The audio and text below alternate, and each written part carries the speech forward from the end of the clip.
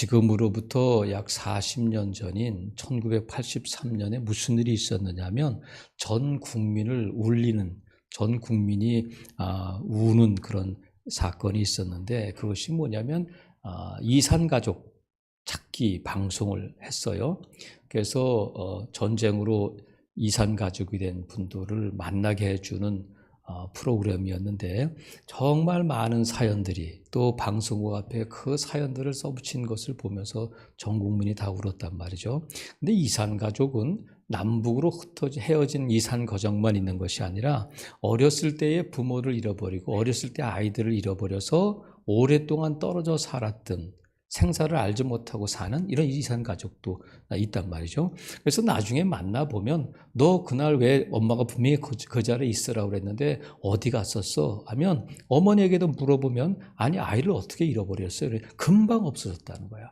금방 없어졌어. 그럼 아이들에게 물어보면 그때 어떤 아저씨가 따라오라 해서 따라갔고, 또 어떤 풍선을 바라보고 아니면 장난감 파는 아저씨를 바라보고 따라가다가 길을 잃어버렸다는 거야. 그러니까 따라가지 말아야 될 것을 따라가다 보면 길을 잃어버리게 되고, 부모를 잃어버리게 되고, 미래를 잃어버리게 되고, 결국은 생명을 잃어버리게 된다. 그래서 우리가 잘 따라가야 되는데, 인간들은 누구나 자꾸 뭔가를 따라가려고 해요. 왜냐하면 그 앞길을 모르기 때문에 그래요. 그래서 많은 사람들이 연초가 되면 점장이를 찾아가고, 또 선거철이 되면 점장이를 찾아가고, 무당을 찾아가고 하는 일이 뭐냐면 앞으로 어떻게 될 것인가, 뭘 하면 좋을까를 물어보기 위해서 점장에게 찾아간단 말이죠. 어떤 사람은 이념을 따라가요. 나는 공산주의, 나는 좌파, 나는 우파, 이념을 따라가. 어떤 사람은 출세를 따라가고, 어떤 사람은 명예를 따라가고, 어떤 사람은 돈을 따라가는데, 과연 그것이 우리를 살리는 길인가 하는 것에 대해서는 우리가 냉철하게 분별해 봐야 된단 말이죠. 그럼 우리는 예수 그리스도를 믿는 저와 여러분은 무엇을 따라가야 할 것인가?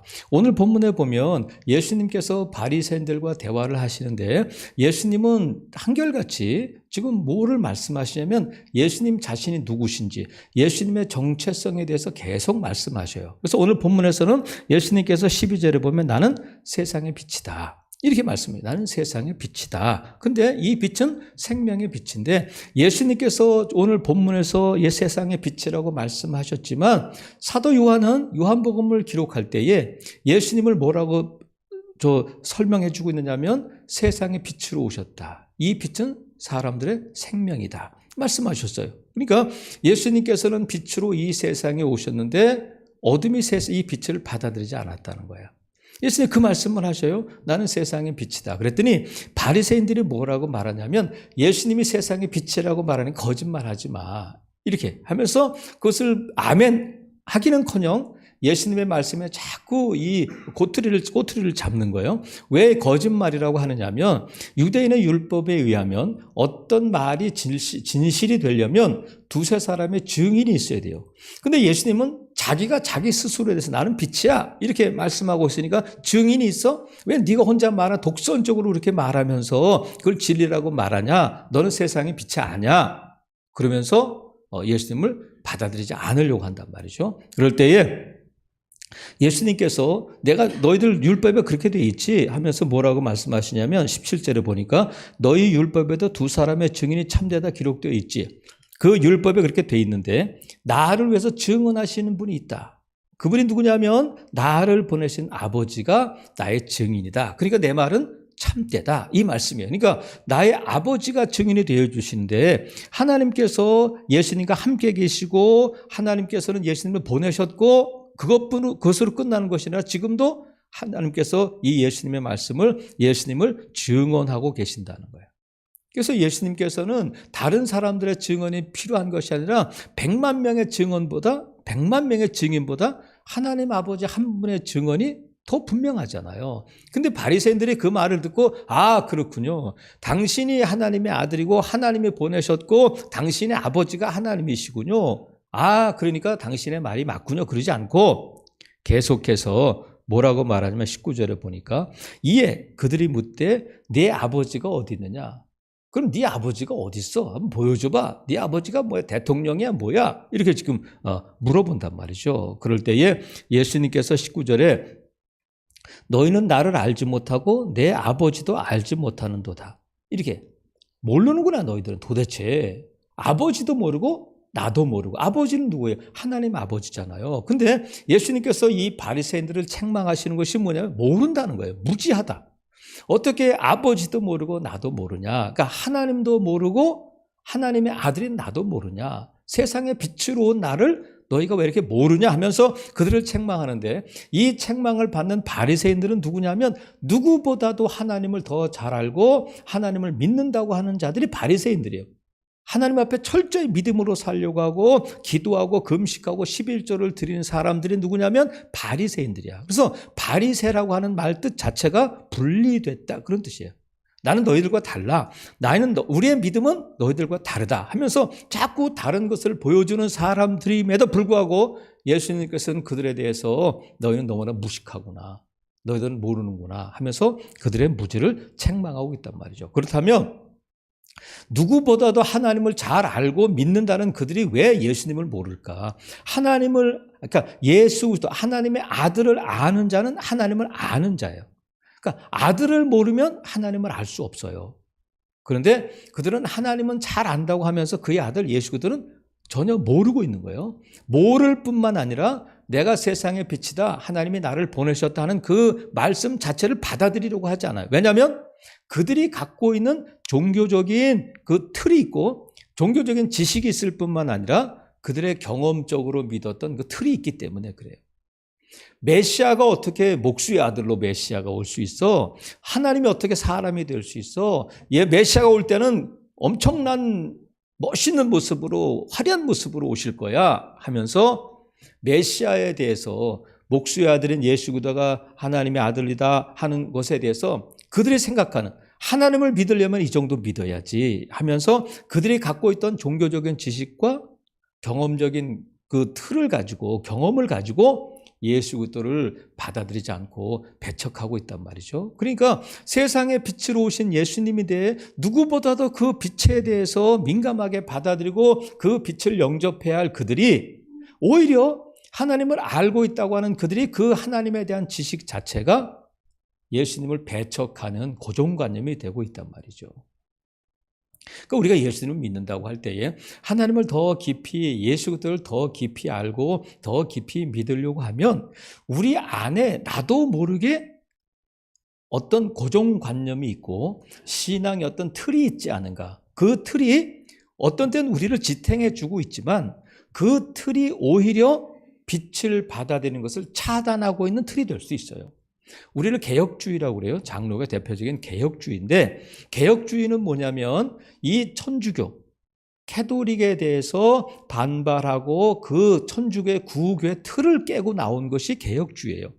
그러니까 천주교가 지금까지 갖고 있었던 종교적인 틀을 무엇으로 깼느냐면 오직 믿음, 오직 말씀, 오직 은혜, 이 구호를 가지고 구교의 틀을 깨고 태동한 것이 개혁주의예요. 그래서 개혁주의는 옛날로 돌아갈 수 없어요. 캐톨릭이 믿고 있었던 하나님이 아니라, 캐톨릭이 믿고 있던 신앙의 틀이 아니라 이걸 가지고는 안 된다 해가지고 마르틴 루터를 중심으로 해가지고 종교개혁이 일어났는데, 그러면 개혁주의가 되고 종교개혁이 됐으니까 이제 완성됐구나. 그게 아니라 종교개혁을 할 때 이 개혁주의의 기틀이 뭐였느냐면 개혁은 계속되어야 한다는 거예요. 개혁은 그때의 마르틴 루터와 칼빈에 의해서 많은 개혁주의자들에 의해서 교회가 개혁되었으니까 이제 이대로 가면 된다가 아니라 여전히 개혁주의는 개혁되어야 한다 하는 슬로건을 갖고 시작했단 말이죠. 그런데 저는 이제 감리교, 순복음 어떤 것에 비해서도 저는 장로교 전통을, 이 장로교의 신학을 좋아하고 또 따르고 있습니다만, 개혁주의가 정말 우리 신앙의 바른 틀이에요. 하지만 이 개혁주의가 예수 그리스도의 빛을 받아들이는 데 있어서 개혁의 걸림돌이 돼서는 안 된단 말이죠. 그래서 개혁은 계속 진행형이어야 돼. 자, 그러면 우리의 신앙에도 이런 나도 모르는 사이에 틀이 잡혀 있을 수 있다는 거야. 그래서 그 틀을 깨고 나갈 때에 하나님을 더 깊이 알 수 있는데 우리가 그 틀을 못 깨고 그것이 큰일 나는 것처럼 그것이 마치 개혁주의 모습이고 그렇게 안 하면 다른 모습인 것처럼 어떤 신앙의 틀에 갇힐 수 있단 말이죠. 예를 들면 제가 청년 때에 교회를 처음 나왔는데 그때가 1970년대 중반이거든요. 그때는 교회에서 특별히 우리 이 개혁주의 이 전통 보수 교단에서 예배 시간에 기타를 치거나 드럼을 친다는 것은 상상도 못했어요. 근데 감리교나 순복음에서는 그때 기타를 치고 드럼을 쳤어요. 그래서 제가 청년 때에 오후 예배 시간에 오후 예배가 그때 7시였는데 오후 예배 시작 전에 친구하고 둘이 기타를 치면서 예수님 찬양 예수님 찬양 그걸 했어요. 근데 연세 드신 분들이나 장로님 몇 분은 찬양을 안 했어. 교회에서 어떻게 기타를 치고 저 녀석들은 도대체 누구의 아들이야? 막 그러면서 막 기타 치는 것에 대해서 아주 안 좋게 봤어요. 근데 여러분 지금 기타 안 치는 교회가 어디 있어요? 드럼 안 치는 드럼이 있잖아요. 이게 어떤 틀이 되면 안 된다. 개혁주의는 어떻게 기타를 쳐? 이건 안 되는 거예요. 그래서 지금도 저희 합신 교수 중에 한 분이 이제 구약학 교수님이 개척을 하셨는데 그 교회는 피아노가 없어요. 개혁주의는 악기를 쓰면 안 된다 하는 것이 그분의 철학이야. 그래서 그 교회는 피아노 반주 없이 예배를 해요. 그것이 옳다 그르다를 떠나서가 아니라 그럴 수도 있고 기타를 칠 수도 있고 이것이 진리가 아니고 이것이 본질이 아니라면 그것 때문에 그 교회 가서 예배하면 심히 불편하거나 아니면 그 교회 교인들이 피아노 없이 예배하는 교회 교인들이 피아노 치고 기타 치는 교회에서 예배할 때에 이상하다. 이거 이상한 거 아니야? 이러면 안 된다는 거예요. 하나님 앞에 기도할 때에 뭔 기도를 그렇게 울고불고 소리치면서 기도하는가? 통성 기도하고 막 주여 삼창하고 기도합시다 하면 처음에는 안 그랬어요. 순복음교회나 감리교회나 기도원에서나 그러는 걸로 알고 있었어. 그래서 장로교 교인은 절대 순복음교회 가서 예배를 못해. 이상하다는 거야. 저 사람들이 이상하다. 그리고 순복음교회 성도들이 장로교회 오면 조용해. 예배 드린 것 같지 않아. 근데 부르짖어 기도할 수도 있고 예배가 조용할 수도 있다. 근데 조용한 것이 경건한 건 아니에요. 근데 우리가 조용해야 경건하다. 조용해야 거룩하다. 이건 틀이 되는 거예요. 예수님께서는 다양하게 우리에게 은혜 베풀어 주실 때가 있는데 어떤 내 틀을 가지고 조금만 벗어나면 마음이 딱 닫혀. 은혜를 못 받아. 빛이 못 비춰진단 말이죠. 그래서 우리가 이 신앙의 틀을 깰 수 있어야 되는데 그것이 아주 쉽지 않아요. 이 바리새인들도 그게 안 된단 말이죠. 찬송 부를 때 박수를 친다? 그건 아주 경건하지 못한 행동처럼 여겨졌죠. 방언으로 기도를 한다? 어디서 교회에서 쌀랄쌀랄 알아듣지도 못하는 말들을 기도를 하는 거야? 근데 방언으로 기도할 수 있잖아요. 그리고 또 하나 우리가 틀을 깨야 될 것 중에 하나가 저는 악한 영에 대한 것이라고 봐요. 악한 영에 대해서 교회에서 귀신 얘기하면 안 돼. 목사가 교회에서 귀신 얘기하면 안 된다는 거예요. 근데 성경에서 귀신 얘기가 악한 영에 대한 얘기가 얼마나 많이 있는데 그 얘기를 안 하면 그것도 잘못된 거잖아요. 지난주에 주일학교 학생들이 이제 여기 와서 금요일 날 놀았어요. 막 여기서 뛰어다니고 놀고 하다가 제가 몇 시간을 같이 있을 수 없어서 여기 유아실에서 놀아라. 목사님 할 일이 있으니까 제가 목양실에 있었는데 갑자기 애들이 목사님 하고 왔어. 왜 그래? 저 유아실에 귀신이 있다는 거야. 그래서 아니 뭔 얘기야? 이 영안이 열렸나 이 녀석이 어떻게 귀신이 있다는 거야. 그래서 막 무섭다고 왔어. 그래서 아니 웃기잖아요. 교회 유아실에 귀신이 있다는 거야. 그래서 왜 그래요? 어떻게 귀신이 있어? 그랬더니 이 핸드폰에 앱이 깔려 있더라고. 귀신 찾는 앱이 있어요. 그래가지고 이 앱을 가지고 이렇게 다니다 보면 귀신이 있으면 이게 이상하게 나타난다는 거야. 근데 유아실에서 그게 이상하게 나타났다는 거야. 그래서 저 얼척이 없잖아. 제가 그래서 야, 귀신이 세겠냐, 목사님이 세겠냐? 이 물어봤어요. 귀신이 세겠냐, 목사님이 세겠냐? 그랬더니 목사님이야. 걱정하지 마. 목사님은 귀신도 많이 봤어. 목사님 귀신도 많이 이겨. 그랬더니 귀신 얘기해 주세요. 그러면서 막 귀신 얘기를 해달라는 거야. 그러니까 애들도 귀신 얘기에 관심이 많아요. 어느 인터넷 사이트에 보니까 여름이어서 그런지 모르는데 계속 어른들이 귀신 얘기를 올린 거야. 어디서 뭐 군대 있을 때 귀신 본 이야기, 뭐 숲에서 귀신 본 이야기, 뭐 꿈속에서 귀신과 싸우, 온통 귀신 얘기들만 나와. 그러면 우리가 그런 얘기 들으면, 야, 요즘 같은 세상에 귀신이 어딨어? 그렇게 말하잖아요. 여러분, 과학이 발달되면 귀신이 없어질까? 세월이 흐르면 귀신이 없어질까? 그런 건 아니잖아요. 귀신이 없으면 여기가 에덴 동산 되는 거예요. 귀신이 없으면 우리가 사는 이곳이 천국이 되는 거예요. 근데 그건 아니잖아. 그죠? 그래서 우리가 그러면 아이들이 귀신에 대해서 물어볼 때 뭐라고 말하겠어요? 귀신은 없어. 요즘 세상에 귀신이 어딨어? 이렇게 말하겠어요? 귀신 쫓으려면 중한테 가야 돼. 무당한테 가서 구태해야 돼. 그렇게 말하겠어요? 성경은 분명히, 전 그래서 요 녀석들에게 앞으로 이제 귀신 얘기를 해줘야 되겠다. 귀신 얘기는 곧 뭐냐면 예수님에 대한 얘기잖아요. 악한 영이 사탄이 하와를 시험해서 이 세상에 죄가 들어오고 사탄이 예수님을 시험하고 어떻게 예수님이 그 사탄을 물리쳤는지에 대한 우리 성경의 기록이잖아요. 잘됐다 이 녀석들. 그래서 제가 약속했어. 앞으로 목사님이 귀신 얘기 많이 해줄게.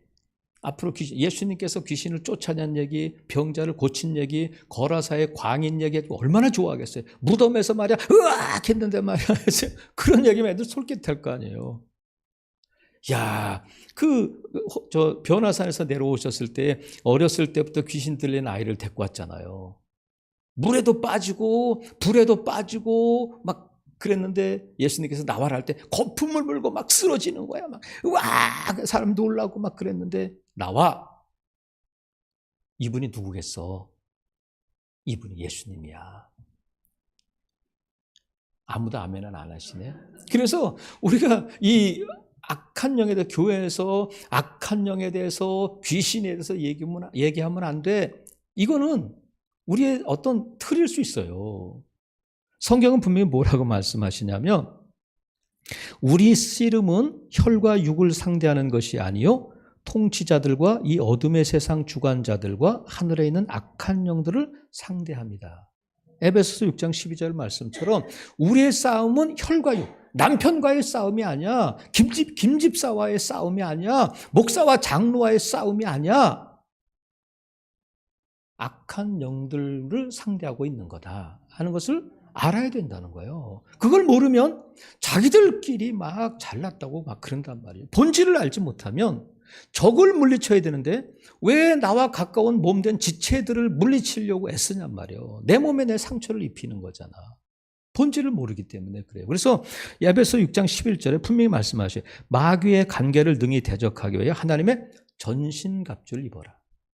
하나님의 전신갑주를 입어라. 무엇으로 싸울 것인가? 그래서 또 야고보서 4장 7절 말씀은 마귀를 대적하라. 그리하면 너희를 피하리라 말씀하셨어요. 마귀를 대적하라는 거예요. 왜? 마귀를 적을 대항해서 싸우라는 거예요. 여러분, 저와 여러분에게 적이 있어요. 적이. 우리가 장관을 뽑을 때 청문회에서 물어보잖아. 북한이 적입니까? 아닙니까? 그걸 대답을 못해. 그럼 북한은 적이 아니에요. 우리 주된 적이죠. 아니 그럼 누구와 싸울 거예요? 왜 군대가 필요해요? 그걸 모르면 군대가 약해지는 거야. 적이 없어지는데 뭐 존재할 이유가 없잖아요. 우리가 일단 중국하고 싸울 수는 없잖아. 우리가 휴전선을 맞대고 있는 북한이 적이니까 우리가 그 군비를 증강하고 하는 거지. 근데 우리의 적이 누구냐면 김집사도 아니고 남편도 아니고 아내도 아니고 악한 영들이 우리 적이라는 거예요. 그걸 알고 싸워야 된단 말이죠. 그래서 우리 집사님 기도한 대로 우리는 악한 영에 대해서 냅둬. 그냥 안 건들면 괜찮은 것처럼. 안 건들면 괜찮은 것처럼. 근데 성경은 뭐라고 그래? 대적하라는 거예요. 제가 직장 다닐 때 홍보실에 들어갔는데 홍보실장님이 늘 하시던 말씀이 있어. 다른 부서에서 홍보실을 자꾸 이렇게 미워해. 홍보실장님이 너무 강하니까. 막 회의 시간에도 다른 부장들은 막 들이받으니까 홍보실에 대해서 아주 미워해. 그리고 예산도 홍보실 마음대로 막 쓰려고 하고 막 그러니까 직원들한테 이제 출장비도 더 주고 막 그러다 보니까 막 미워해. 그러니까 저는 잘 몰랐는데 그 실장님이 늘 하는 말이 뭐냐면 누군가가 너를 이렇게 찌르면 바로 반응하지 않으면 나중에 너를 친다. 처음에 이렇게 쳤을 때 하지 마세요. 그러면 이렇게 한다는 거야. 하지 마세요. 친다는 거야. 그러니까 이렇게 할 때 하지 마세요. 분명하게 거절하지 못하면 나중에 얻어 터진다는 거야. 그러니까 홍보실에서 누가 뭐라 그러면 분명하게 말을 해라. 그러니까 우리의 적을 분명히 알고 대적해야 되는데 건들지 않으면 괜찮은 것처럼 오해하고 있어요. 그런데 절대 그런 일은 없어요. 우크라이나가 러시아를 건드려서 전쟁이 일어난 게 아니잖아요. 우크라이나가 싸움을 걸어가지고 막 전쟁이 일어난 게 아니란 말이죠. 악한 영이 저와 여러분을 공격할 때에 그것은 우리가 가만히 있어도 우리가 가만히 있으면 우리를 죽이려고 한다. 그러니까 적을 알고 적을 대적할 때 피하게 된다는 거야. 여러분, 악한 마귀, 악한 영은 두려움의 대상이 아니라 대적할 대상임을 믿으시기를 바랍니다. 그래서 이걸 알아야 우리가 교회에서 귀신 얘기를 하는 거야. 할 얘기도 많은데 근데 귀신 얘기만 하진 않잖아요. 근데 성도들에게도 분명히 이 얘기를 해야 될 때가 있어요. 왜? 적을 모르고 자꾸 헤매는 분들이 있거든. 사랑하시는 성도 여러분, 그래서 우리가 기도해야 될 것은 뭐냐면 어둠 가운데 이 빛이 비춰야 하는데 우리 여러분의 영혼에 또 여러분의 가정에 우리 교회에 이 대한민국 민족교회 가운데 또 교단 가운데에 이 영적인 어둠은 없는지 그 어둠의 빛이 비치도록 기도해야 돼요.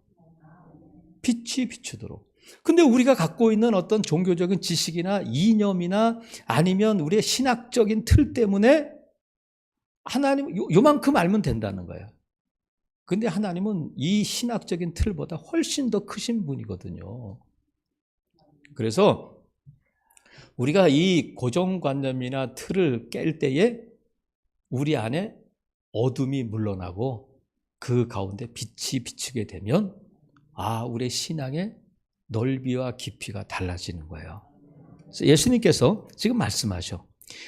나는 세상의 빛이다 말씀하신 것은 내가 세상의 빛이니까 나를 봐봐. 나를 향해서 박수를 쳐 소리쳐 그렇게 하지 않으셔요. 내가 세상의 빛이니 12절 보세요. 나는 세상의 빛이니 나를 따르라는 거야. 세상의 빛이니까 나를 따르. 그러니까 예수님이 세상의 빛임을 믿는 사람은 뭐냐면 예수님을 따라가는 사람이야. 자, 7장에 한번 볼게요. 7장에 37절 보면 그 앞에 7장 37절 보면 명절 끝날 곧 큰 날에 예수께서 서서 외쳐 이르시되 누구든지 목마르거든 내게로 와서 마시라. 나를 믿는 자는 성경의 이름과 그 배에서 생수의 강이 흘러나오리라 말씀하셨는데 나는 너희들에게 생수의 강이 되어줄 거야 하니까 와서 마시라는 거예요.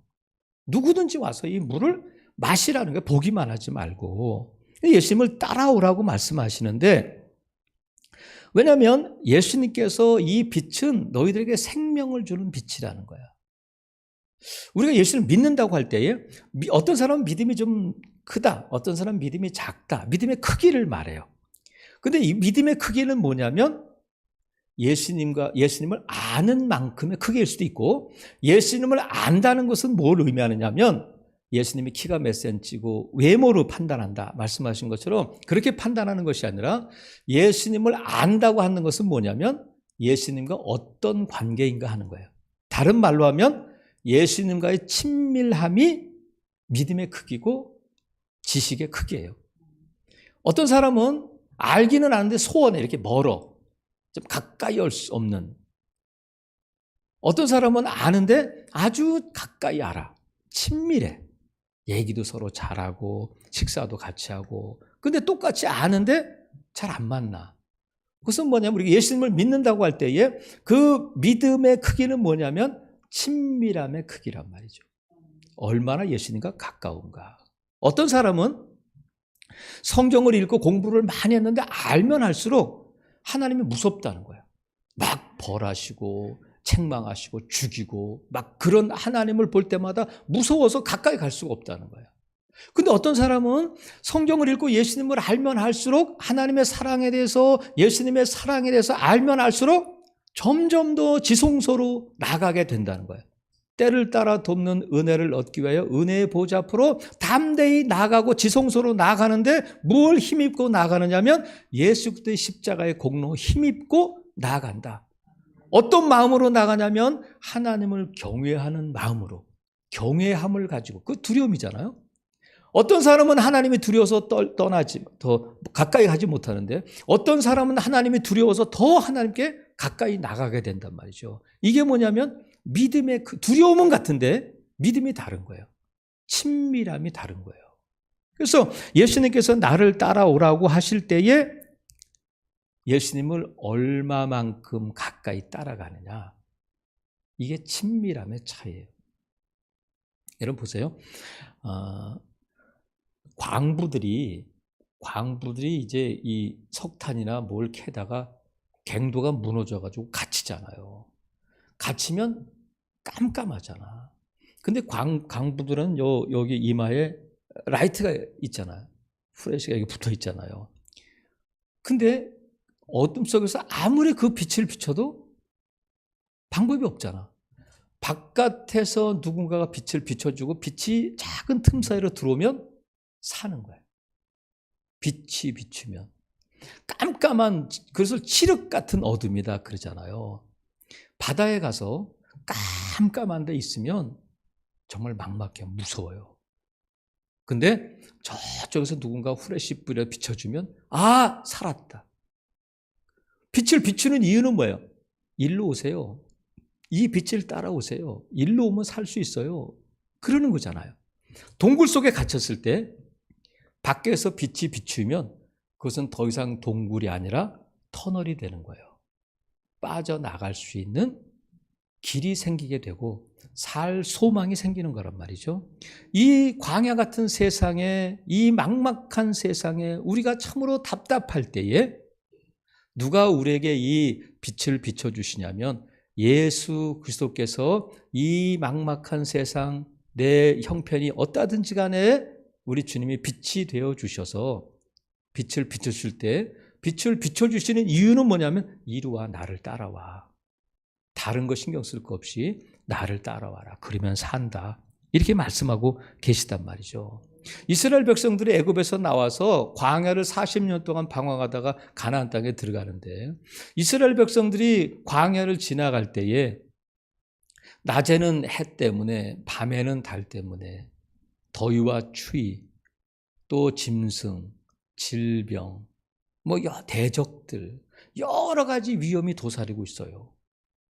그 많은 200만 명도 더 되는 사람들이 광야에서 목마름과 배고픔과 이걸 해결할 수가 없어요.